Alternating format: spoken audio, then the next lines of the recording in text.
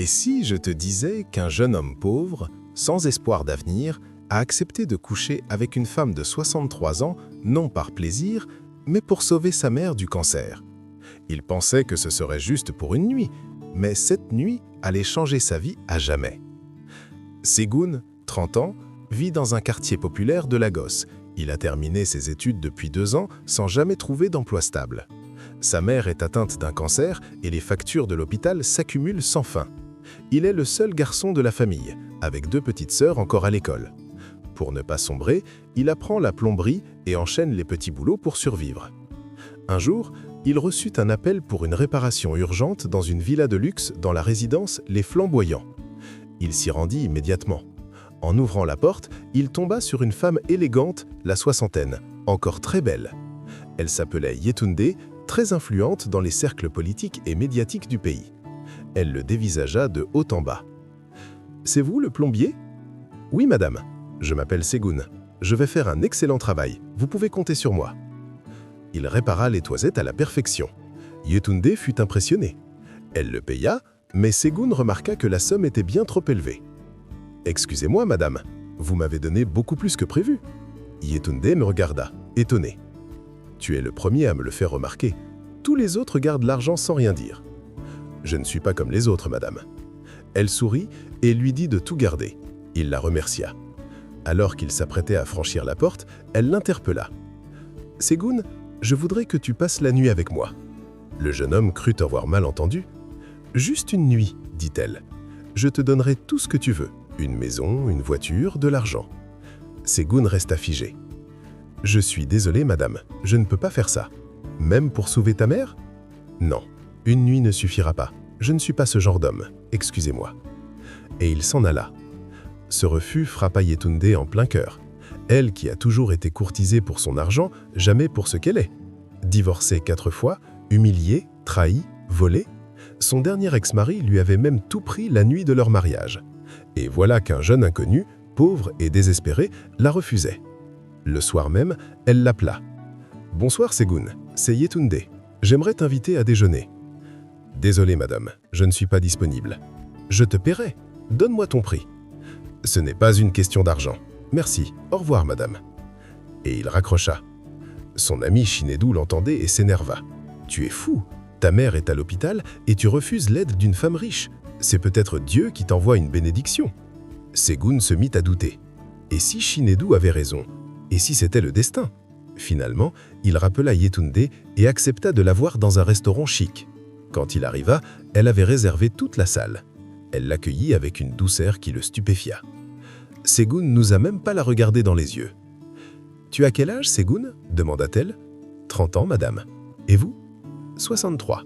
Mais je savais déjà des choses. J'ai fait des recherches sur toi. »« Et pourquoi moi ? Parce que tu es honnête. Tu m'as ému. Tu ne veux pas de mon argent. Tu m'as regardé avec respect. Tu m'as rappelé ce que c'est que d'être aimé. » Puis elle se livre. « J'ai été trahi, humilié, utilisé toute ma vie. J'ai l'argent, la reconnaissance, mais jamais l'amour. À mon âge, je veux simplement sentir des bras sincères autour de moi. » Segun restait sans voix. Elle lui parla de sa fille adoptive, Adetola, 29 ans, qu'elle a élevée seule. Alors Segun se leva, marcha vers elle et l'embrassa. « Est-ce que c'est un oui ?» demanda Yetunde, troublée. Il hocha la tête. Et c'est ainsi que leur histoire commença. Cette nuit-là, Yetunde ne dormit pas seule. Pour la première fois depuis des années, elle sentit des bras sincères, des gestes tendres.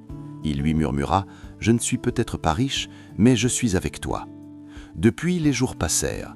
Ils se voyaient de plus en plus, d'abord discrètement, puis publiquement. Segun prit confiance. Yetunde l'aimait comme jamais elle n'a aimé. Il lui rendait tout au centuple.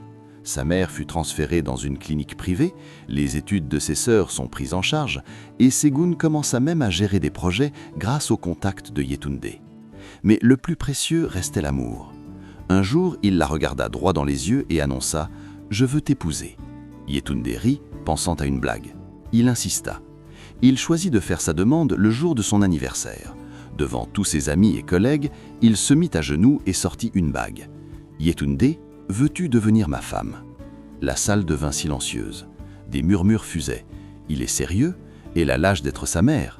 Ce n'est pas de l'amour, c'est de l'intérêt. » Mais Yetunde ne voyait qu'une chose, le regard de Segun. Elle dit oui. Elle glissa la bague à son doigt, des larmes coulaient sur ses joues à peine ridées. Ils s'embrassèrent, le monde autour d'eux devint flou. Pourtant, dans la tête de Segun, une question revient comme un poison. Est-ce que je l'aimerais si elle était pauvre? Il se torturait, mais au fond de lui, il savait. Oui, il l'aimait. Un jour, il décida de la présenter à sa famille. Sa mère, rétablie, vit désormais dans une maison achetée par Yetunde. Ses sœurs étaient excitées. La fiancée de notre frère arrive, notre belle-mère va être trop belle. La voiture s'arrêta. Yetunde sortit, élégante comme une reine. Un silence complet. Les sœurs se figèrent. C'est qui ça? C'est pas sa mère? Segun sourit maladroitement. Non, je vous présente Yetunde, la femme de ma vie. Hein? Hurla la plus jeune. Tu es malade ou quoi? Tu ramènes une vieille comme fiancée? Respectez-la, elle mérite mieux que vos insultes, cria Segun. Mais elles continuèrent. Elle ne peut même pas avoir d'enfants. Nous, on veut des neveux. Tu gâches ta vie, grand frère. Yetunde quitta la maison en larmes. Elle monta dans sa voiture et disparut. Segun essaya de la rattraper, mais trop tard. Il l'appelle, elle ne répond pas. Il va chez elle, elle refuse de le recevoir. Puis un message arrive. C'est fini. Merci pour tout. Tu peux garder ce que je t'ai donné, mais sors de ma vie. Segun tomba à genoux. Il hurla de douleur. Il frappa à la porte de Yetunde jusqu'à ce qu'elle ouvre. Elle ne le regarda même pas. Pourquoi tu ne m'as pas prévenu? Pourquoi tu m'as laissé subir cette humiliation? Je voulais leur dire, j'étais prêt, mais elles ont été plus rapides que moi. Non, tu avais honte de moi. Ce n'est pas vrai, je t'aime Yetunde, tu ne peux pas juste me quitter comme ça. Elle le regarda avec les yeux d'une femme brisée. Demain matin tu pars, c'est terminé. Segun s'effondra mais il ne baissa pas les bras.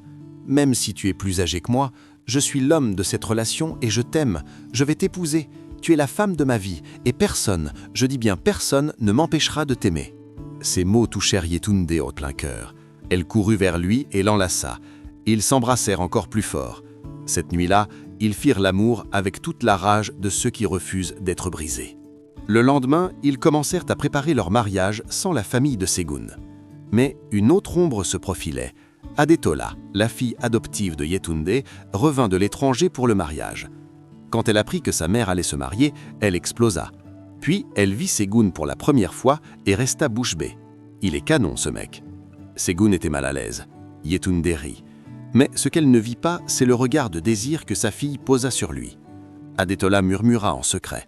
Si je peux le séduire, je prendrai tout, sa loyauté et ses secrets. Adetola n'était pas une fille comme les autres. Belle, cultivée, maligne, elle ne supportait pas qu'on lui dise non. Elle a toujours été la princesse de la maison. Et maintenant, un homme allait tout lui prendre. Ce Segun, avec son sourire calme et sa voix posée, elle le veut. « Maman, tu es sûre de ton choix? Il est si jeune. » Je n'ai jamais été aussi heureuse, Adetola. Il me donne ce qu'aucun autre ne m'a donné. Pendant que Yetunde rêvait de son mariage, Adetola élaborait son plan. Elle commença doucement. Segun la croisa dans le salon, elle portait une robe très courte. Elle s'approcha. « Tu es vraiment beau. » Segun recula. « Merci, mais je suis ton futur beau-père. » Elle rit. « C'est drôle que tu dises ça. Tu as mon âge, tu pourrais être bien plus que ça. » Les jours passèrent. Elle entrait dans sa chambre sans frapper, se penchait au plus près, lui glissait des mots ambigus. Segun la repoussait à chaque fois. « Je ne t'aime pas, Adetola. Je suis avec ta mère, c'est tout. » Elle s'en moquait. « Tu changeras d'avis, tu verras. » Un soir, pendant le dîner, elle alla plus loin. Elle le caressait avec son pied sous la table, devant Yetunde. Segun, mal à l'aise, quitta la table. Yetunde le suivit. « Tout va bien ? » ?»« Oui, juste un coup de chaud, je vais m'allonger. » Mais en réalité, il craquait. Doit-il parler ou se taire? Yetunde le croirait-il? Puis le pire arriva. Segun était dans le couloir. Il entendit couler la douche. Adetola sortit avec une serviette mal accrochée. Elle fit semblant de trébucher, tomba dans ses bras et l'embrassa. Segun la repoussa brutalement. « Tu es folle !» Elle se mit à crier. « Maman, au secours !» Yetunde arriva en courant. Elle vit Adetola à moitié nue, en larmes, au sol. « Tu as essayé de te quoi ?» hurla-t-elle. Segun lève les mains. « Ce n'est pas ce que tu crois. Elle me drague depuis des jours. Elle m'a piégé. » Mais Yetunde ne voulut rien entendre. « Dégage de chez moi immédiatement. » Segun sortit en larmes, humilié, brisé. Il ne dormit pas et ne mangea pas pendant 3 jours. Yetunde pleurait dans la grande maison vide. Quelque chose ne tournait pas rond. Elle repensa à tout. Elle revit les attitudes étranges de sa fille. Un matin, elle décida d'agir. Elle appela son technicien informatique. « Je veux voir tous les enregistrements des derniers jours. » Et là, elle vit et comprit tout. La robe trop courte, les regards, les entrées dans la chambre, les provocations, et surtout le moment exact où Adetola embrassa Segun avant de crier. Yetunde s'effondra. Elle convoqua sa fille. « Assieds-toi et regarde. » Silence complet. Puis Adetola s'effondre. « Pardon, maman, j'étais jalouse, je ne voulais pas te perdre. Oui, mais là, tu m'as tout pris, mon bonheur, ma dignité. Maintenant, tu sors de ma maison, tu n'es plus ma fille. » Yetunde changea les serrures, bloqua son numéro. Puis elle prit son téléphone et composa le numéro de Segun. Pas de réponse. Message après message, rien. Jusqu'à ce qu'elle apprenne que Segun est à l'aéroport. Il quitte le pays. Elle fonça, les larmes aux yeux. À la porte d'embarquement, elle le vit, dos tourné, sac à la main. « Segun, Segun !» hurlait-elle. Il se figua, se retourna. Elle courut, se jeta à ses pieds, s'agenouilla. « Je t'en supplie, ne pars pas, j'ai découvert la vérité. J'ai vu les vidéos. C'est elle, c'est Adetola qui a tout manigancé. » Segun la regarda, blessé, hésitant. Yetunde sortit une petite boîte, l'ouvrit. À l'intérieur, une bague. « Veux-tu m'épouser, mon chéri ?» Segun baissa les yeux, secoua la tête. « Tu n'aurais jamais dû me croire capable de ça. Je sais, je suis désolé, je t'en supplie. » Il prit la bague, puis s'agenouilla à son tour. « C'est moi qui devrais te demander de m'épouser. » Devant tous les voyageurs, les agents, les curieux, il lui passa la bague au doigt. Ils s'embrassèrent et toute la salle applaudit. Quelques semaines plus tard, Yetunde et Segun se marièrent dans une cérémonie sobre mais remplie d'amour. Pas de chichi, juste du vrai. La famille de Segun, d'abord absente, finit par s'excuser. Ses sœurs demandèrent pardon. Sa mère reconnut son injustice. Si elle rend mon fils heureux, alors elle est la bienvenue. Yetunde les accueillit sans rancœur, mais garda ses distances avec sa fille, Adetola. L'adoption fut officiellement rompue. Segun recommença sa vie avec la femme qu'il aimait. Il voyageait, il riait, il vivait. Mais ce que personne n'attendait, c'est ce que le destin leur réserva. Un matin, Yetunde se réveilla avec des nausées. Elle pensait à la fatigue, mais ça persistait. À l'hôpital, après une prise de sang et échographie, le médecin annonça « Madame, vous êtes enceinte. »« Pardon ?» rit-elle nerveusement. « Vous attendez pas un, ni deux, mais 3 bébés, des triplés. » Yetunde tomba de sa chaise. Segun resta muet. « Vous voulez dire que je vais être papa de triplés ?»« Oui, monsieur, c'est un miracle. » La nouvelle fit le tour de Bamako. Certains criaient au mensonge, d'autres à sorcellerie, mais la grossesse était bien réelle. Yetunde était suivie par les meilleurs médecins. Chaque jour, Segun était à ses côtés. Il parlait au bébé à travers son ventre, massait ses pieds, cuisinait, veillait. « Je t'avais dit que je t'aimerais jusqu'au bout. » Elle sourit, fatiguée mais heureuse. « Je t'aime, Segun. Merci de m'avoir rendue vivante. » Quelques mois plus tard, Yetunde donna naissance à 3 magnifiques enfants, 2 garçons et une fille. Tout le monde pleura de joie. Ils les nommèrent Moussa, Aminata et Abdoulaye. Dans la chambre, elle prit la main de Segun et murmura « Maintenant, plus personne ne pourra dire qu'on n'a pas d'avenir. » Il embrassa son front et chuchota « Tu es mon miracle, et eux sont notre lumière. Tu vois, l'amour ne connaît pas l'âge. Ce ne sont pas les rides, ni l'argent, ni le passé qui comptent. C'est la sincérité, l'amour sincère. » Like et mets un cœur en commentaire si tu crois que l'amour peut triompher de tout. Et surtout, abonne-toi pour recevoir des histoires comme celle-ci. À bientôt.